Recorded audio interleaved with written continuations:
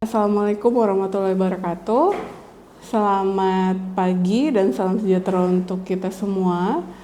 Pada hari ini kita akan melanjutkan materi perkuliahan kita untuk mata kuliah dasar epidemiologi. Sebelumnya mungkin saya memperkenalkan diri terlebih dahulu ya. Nama saya Dian Mayasari Siregar, SKM MKes, bisa dipanggil Bu Dian. Saya berhome base di program studi S1 Kesehatan Masyarakat dan kebetulan menduduki jabatan sebagai Ketua Program Studi S1 Kesehatan Masyarakat. Langsung saja kalau begitu kita masuk ke materi hari ini mengenai desain penelitian epidemiologi. Jadi sebagaimana yang kita ketahui bahwa desain penelitian epidemiologi itu secara umum dia dibagi menjadi dua kelompok besar, yaitu epidemiologi deskriptif dan epidemiologi analitik. Nah, perbedaan antara epidemiologi deskriptif dan epidemiologi analitik ada dua hal mendasar yang membedakan.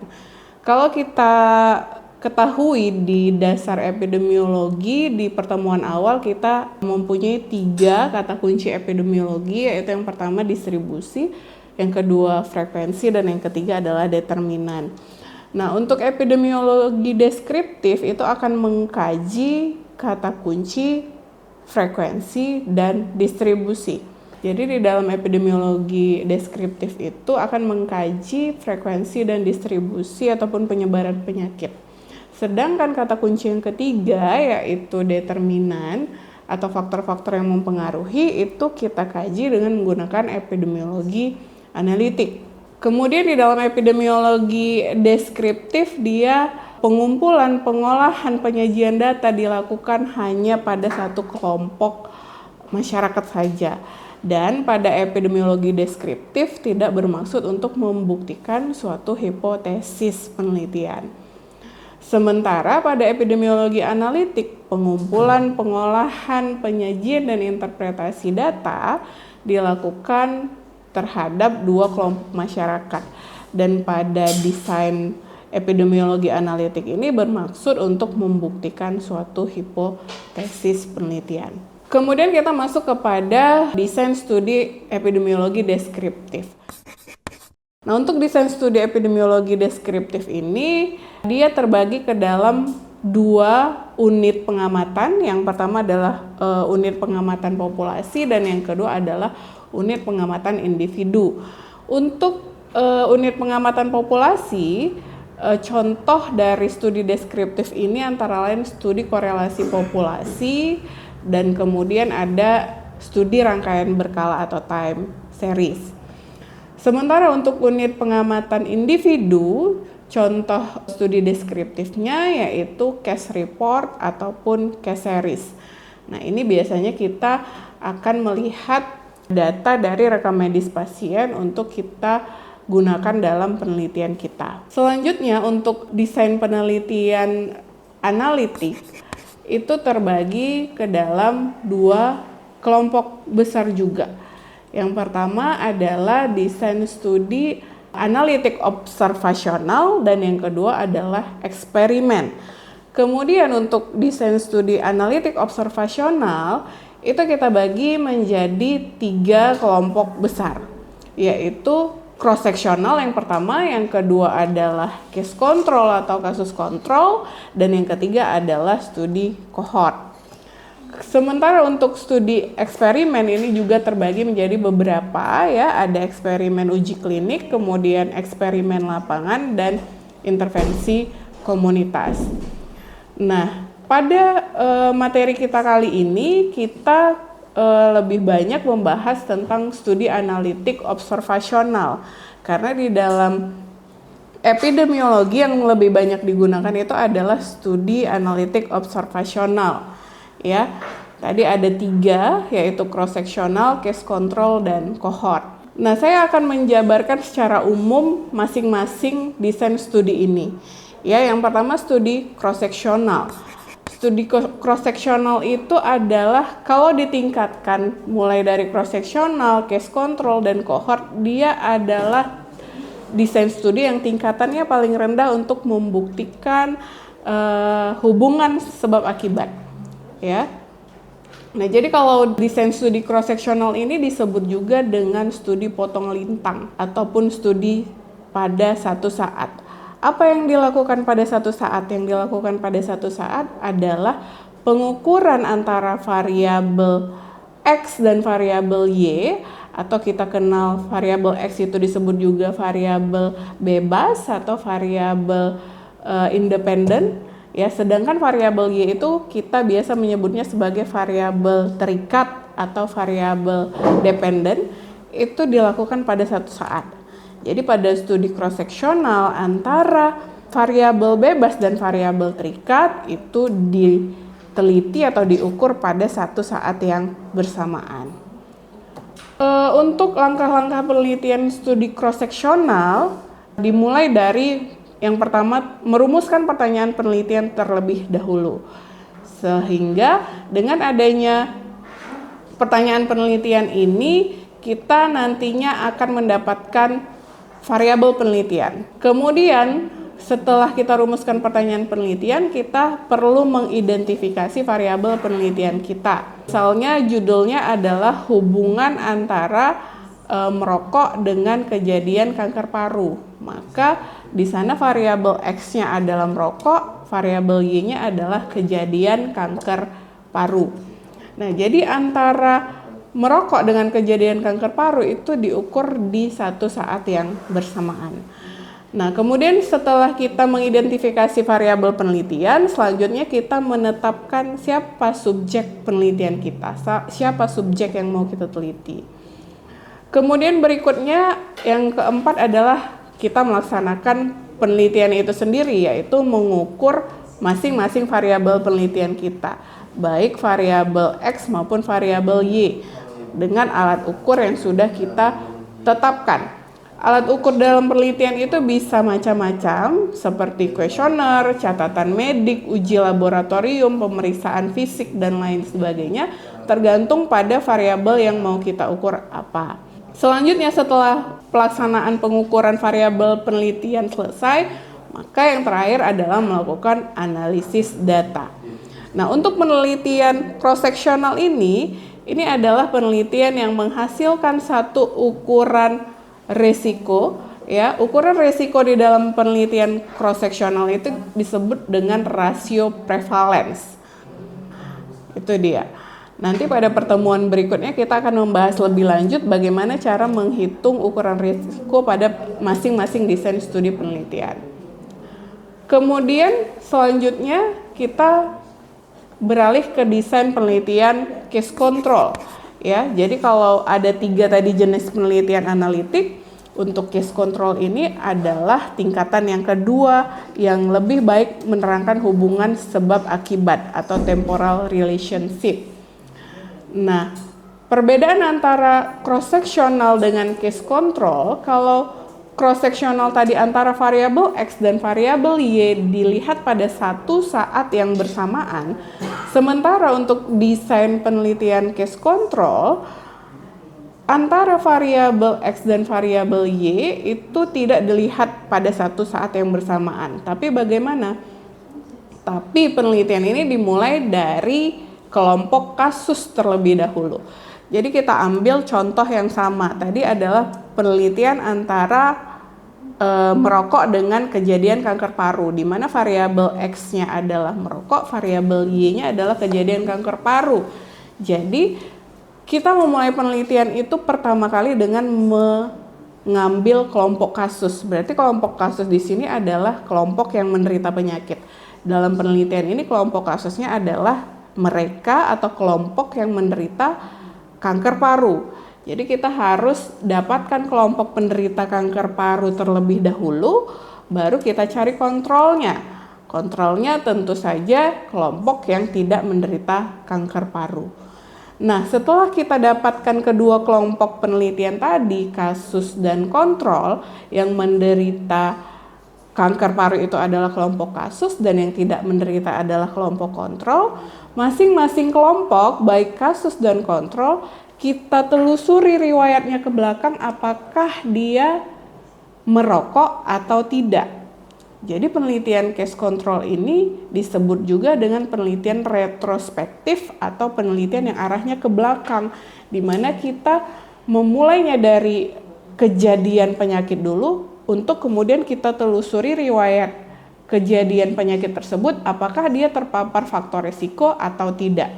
Nah, jadi tadi pada contoh penelitian ini antara kelompok kasus dan kelompok kontrol, ya, antara yang menderita kanker paru dengan yang tidak menderita kanker paru, kita lihat riwayatnya ke belakang, apakah si penderita kanker paru tadi dia merokok atau tidak. Begitu juga dengan yang tidak menderita kanker paru, kita lihat riwayatnya ke belakang, apakah dia merokok atau tidak. Seperti itu. Untuk penelitian kasus kontrol ini dia memiliki kelebihan. Kelebihannya antara lain yang pertama, dia adalah jenis penelitian yang baik digunakan untuk penyakit yang langka, ya. Kemudian yang kedua, penelitian ini bisa dilakukan secara cepat dan dengan biaya yang lebih efisien atau lebih murah. Kemudian yang ketiga, subjek dalam penelitian ini bisa kita perkecil atau subjek penelitiannya bisa sedikit. Dan kelebihan yang keempat adalah pada desain penelitian case control ini bisa mengidentifikasi lebih dari satu faktor risiko, ya. Jadi misalnya kita mau meneliti variabel Y-nya tadi adalah kejadian kanker paru, maka kita bisa meneliti lebih dari satu faktor risiko, misalnya merokok, kemudian pola makan atau status pekerjaan sebelumnya yang dia beresiko untuk menderita kanker paru. Jadi variabel X-nya bisa lebih dari satu. Itu kelebihannya.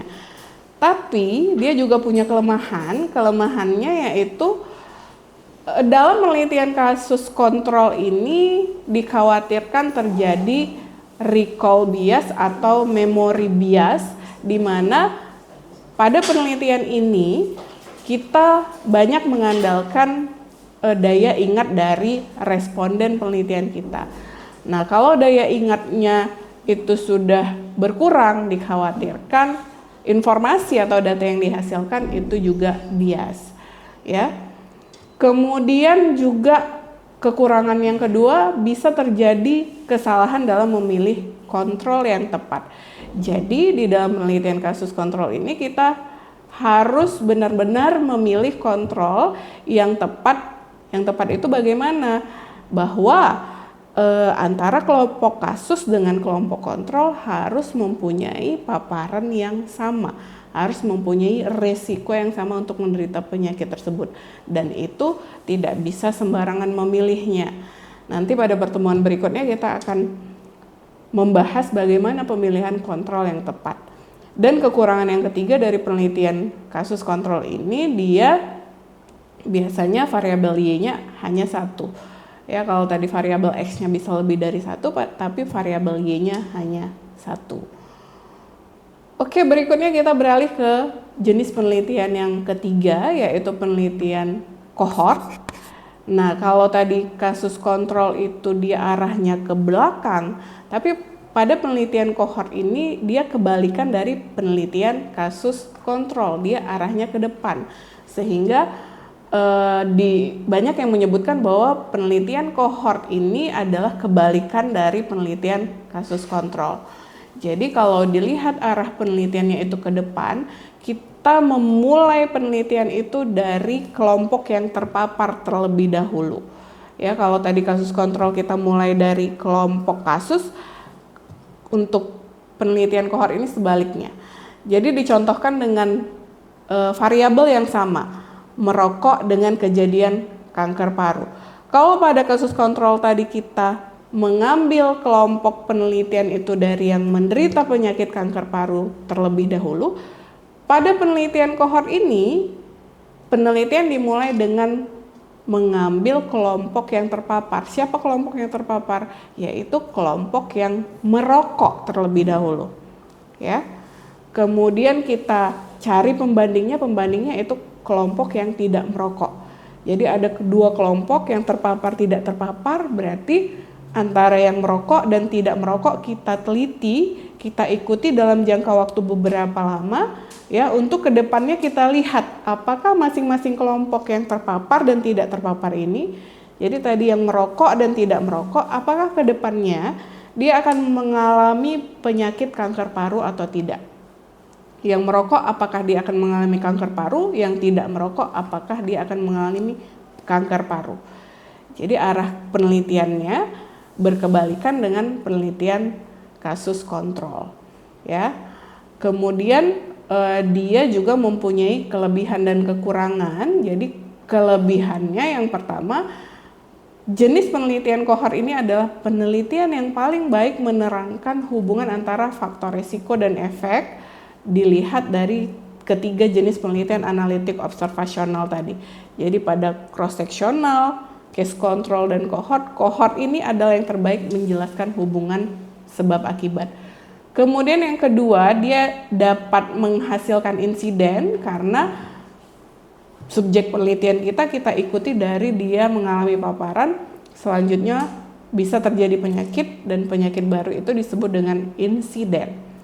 Kemudian kelebihan yang ketiga adalah dapat meneliti lebih dari satu efek. Nah ini kebalikan dari kasus kontrol tadi. Kalau kasus kontrol tadi efeknya hanya satu, tapi faktor resikonya bisa banyak. Kalau kohort ini dia bisa meneliti lebih dari satu variabel Y. Jadi beberapa efek. Contohnya tadi adalah merokok dengan kanker paru. Jadi di akhir penelitian kita tidak hanya menemukan rokok dengan kanker paru, tapi kita juga kemungkinan bisa menemukan hubungan merokok dengan hipertensi, hubungan merokok dengan penyakit jantung, hubungan merokok dengan kejadian stroke, dan lain-lain. Jadi dia bisa meneliti lebih dari satu efek.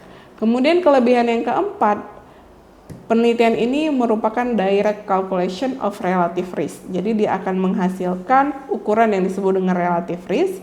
Dan kelebihan yang kelima, dia dapat meminimalisir bias. Karena kita ikuti kelompok penelitian kita dari waktu ke waktu dengan jelas. Sementara dia juga mempunyai kelemahan. Kelemahannya tentu saja karena kita mengikuti kelompok penelitian kita dalam jangka waktu yang cukup lama, sehingga penelitian ini memakan waktu yang lama dan biayanya tentu lebih besar. Kemudian bisa terjadi loss to follow up, artinya kelompok penelitian kita itu atau responden penelitian kita itu bisa keluar dari penelitian kita. Karena apa? Bisa terjadi karena ada yang meninggal dunia, ataupun bisa terjadi karena pindah domisili, atau bisa terjadi karena dia sudah tidak mau lagi kita jadikan responden karena waktunya lama, seperti itu. Jadi loss to follow up ini bisa terjadi dalam penelitian kohort. Kemudian kelemahannya tentu kurang efisien ya, karena tadi waktu dan biayanya mahal, dan penelitian ini juga bisa berkaitan dengan masalah etika. Masalah etikanya misalnya seperti apa? Misalnya tadi penelitian hubungan antara merokok dengan kanker paru. Harusnya kan kita sebagai tenaga kesehatan masyarakat, kalau ada yang merokok itu kita berikan edukasi, kita berikan promosi kesehatan bahwa merokok itu tidak baik, merokok itu dapat menyebabkan masalah kesehatan. Tapi pada penelitian ini yang merokok tadi kita biarkan, untuk selanjutnya kita lihat hasilnya ke depan apa, apakah dia akan mengalami kanker paru atau tidak. Nah, masalah etikanya ada di sana, ya. Jadi saya rasa ini yang bisa saya sampaikan untuk gambaran besar mengenai desain penelitian epidemiologi, khususnya penelitian cross-sectional, case control, dan kohort. Pada pertemuan berikutnya nanti mungkin kita akan membahas lebih lanjut mengenai ukuran-ukuran yang dihasilkan dari analisis data masing-masing penelitian ini. Demikian saya akhiri, lebih dan kurang saya mohon maaf, semoga materinya dapat diterima ya. Wassalamualaikum warahmatullahi wabarakatuh.